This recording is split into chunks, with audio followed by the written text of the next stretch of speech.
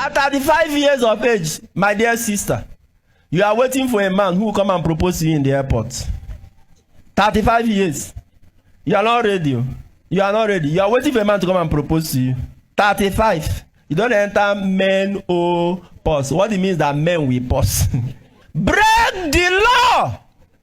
If you see this, I am saying this, it may sound funny, but I'm very serious about it. If you're a young girl here, marriage is your calling. You know you can be a good wife, a good mother. You desire it. You are 35. You happen to see any guy who is interested in you, but he does not have the courage. You know, some guys like some ladies, but they don't have the courage. There are guys that they don't have the courage. You discover that this guy has shown signs of liking you, but he doesn't have the courage to speak to you. My dear sister, break that useless law. Approach that guy. Make it. Hey, stop laughing. I'm serious. Stop. No, you should not interrupt me until I finish this. Stop. Break that useless convention. Meet the guy. Say, bro, I have noticed you look me somehow. I know you like me. You don't have the courage. The guy will mutually be laughing and be nodding at you, you know. Tell him I will make it easy for you. Okay? Tell him your good qualities. I can cook. I will be a good wife. I will not check your phone. I will not give you headache.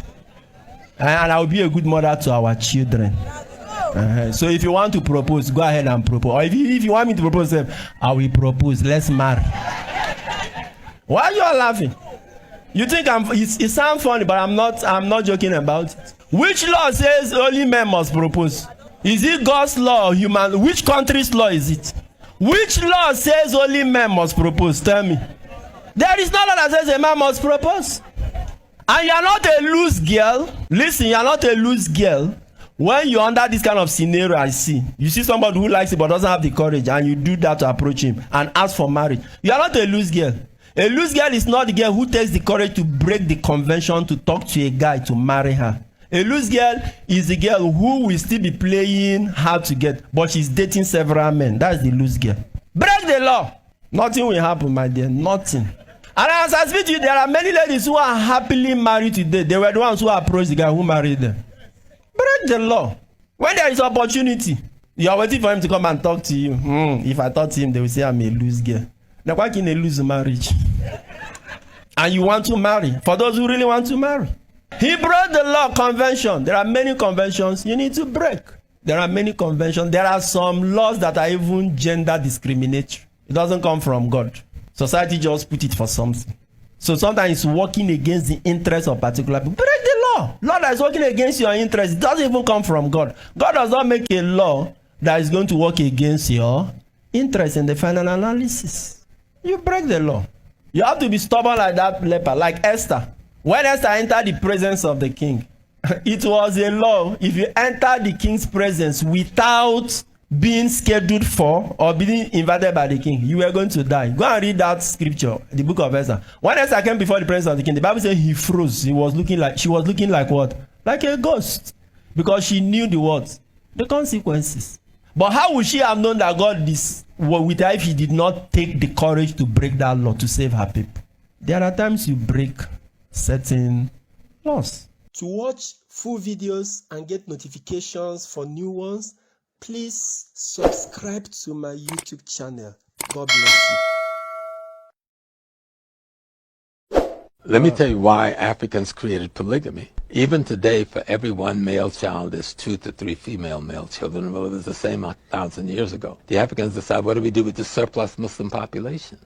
Female population. Europe took the surplus female population and made them whores and prostitutes.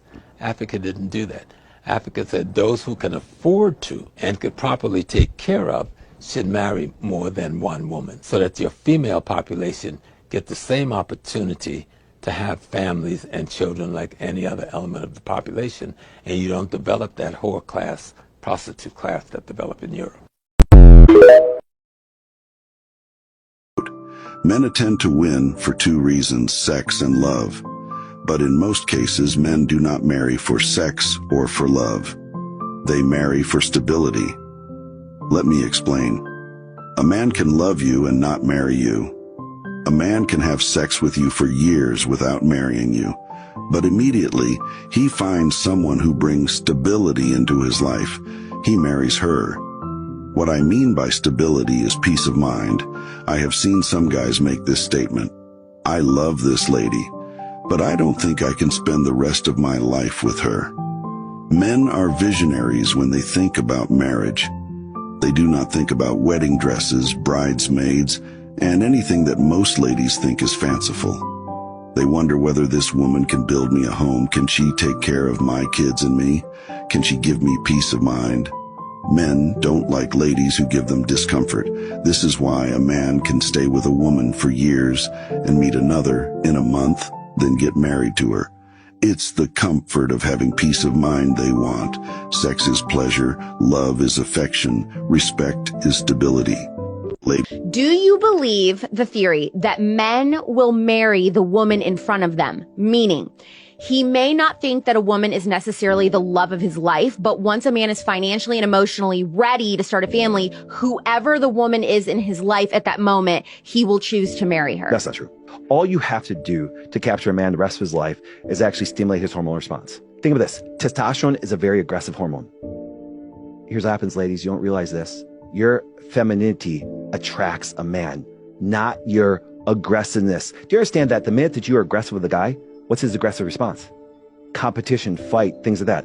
Men do not want to combat women. That's why a woman, like I said, it's not who's in front of you. Do you understand? It's actually the one that, believe it or not, stimulates that man the most. Do you understand? And so, remember, think of it this way. If people understood what it was like from a standpoint of a man being in the world, it's highly competitive, it's highly stressful. So last thing they want to do is combat the person that's supposed to bring them peace.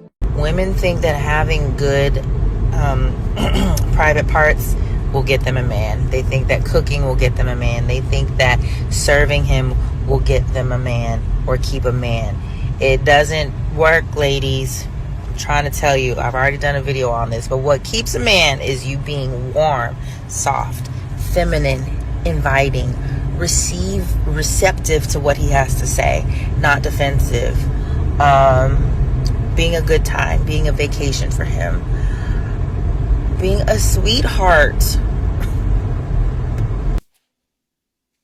She said it, I didn't. Before I come to America, I didn't understand why so many American men came overseas to Ukraine to be wife. Okay. Tell us this Okay, go ahead. So for me it was very strange why men go so far away, spend so much money and etc. And today I understood why, because we have She's based as hell. Yo, Ukraine, she fucking gets it. Super bass. Yo, continue on. Yeah. So I think because we have much bigger family values and we love to feel like a woman and we love to see the man like a man, and I think I'm a bit older than all of you girls, and I can tell you in my 36 years old, I love when men care about me. I love sometimes when he tell me what to wear, because it's a care, it's a love. How man else can show you the love? If he just wanna fuck you, he don't care what you're wearing. Believe me, he don't care. He just come and fuck you and leave. But if he care about you, he tell you, baby, please do this, do that. So this is care. This is kind of love. So just appreciate it. Wow. That was amazing. Listen, when a woman doesn't want to change or grow up or grow out of her toxic ways, she will actually leave a man of value. She'll actually leave a man that has standards and go to a man of lesser value. She will leave you for a man that she knows will accept her lifestyle no matter what she's doing. She'll leave you for a man that she knows that she can control and manipulate, a man that has no standards, and a man that's going to be all about her just because he's sprung off of her physical looks. There are some Jezebelic women out there that will destroy relationships with good men because they cannot handle the standards that that man is setting, and they cannot handle a man that stands on principles.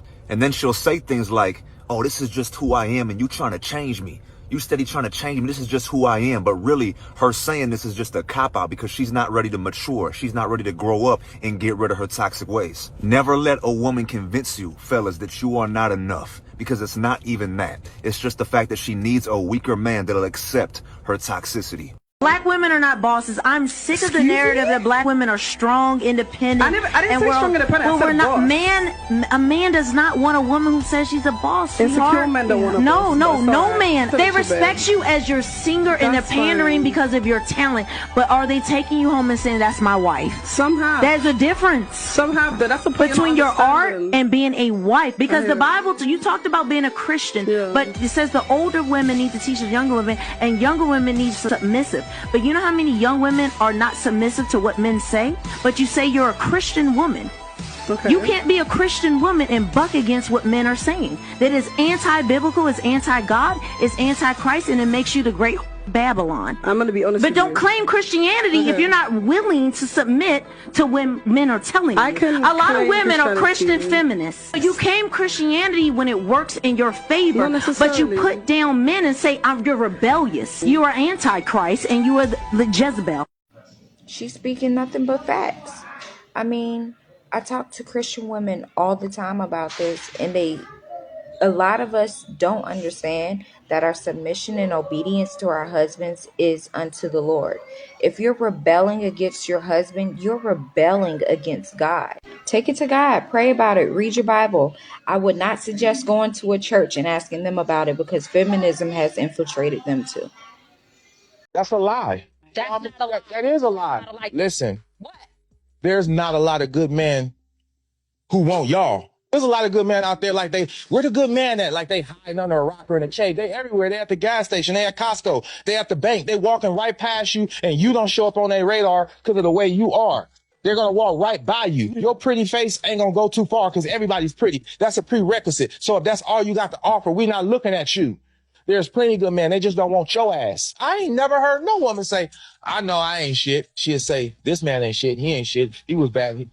He was bad. But for the most part, every woman think they're a good woman. For being what makes you a good woman? Who's auditing that you're a good woman? You are auditing yourself. Why don't you ask your exes what they think? Because all your relationships diminished and ended in turmoil. I don't think women really understand the amount of work and trial and toil and failure and pursuit that a man does before he even shows up to you.